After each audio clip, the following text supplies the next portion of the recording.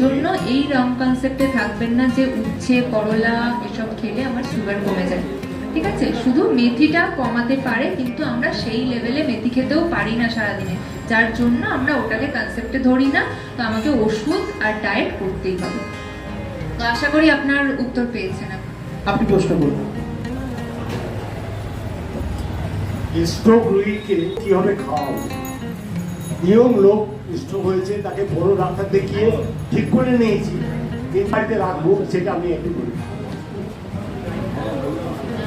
স্ট্রোকের মেন কারণই হচ্ছে ওনার একটা ব্লাড স্ট্রিম দিয়ে একটা ফ্যাটের কি বলবো প্লাগ ছুটে গেছে, তো যার জন্য ওনার স্ট্রোক হয়েছে। তো সেই মানে আমরা যদি একটা কলের পাইপ কনসিডার করি তাহলে দেখবো যদি ওখান দিয়ে ইজিলি জল পাস করছিল, এবার কখন ওখানে কি হয়েছে একটা এরকম গোল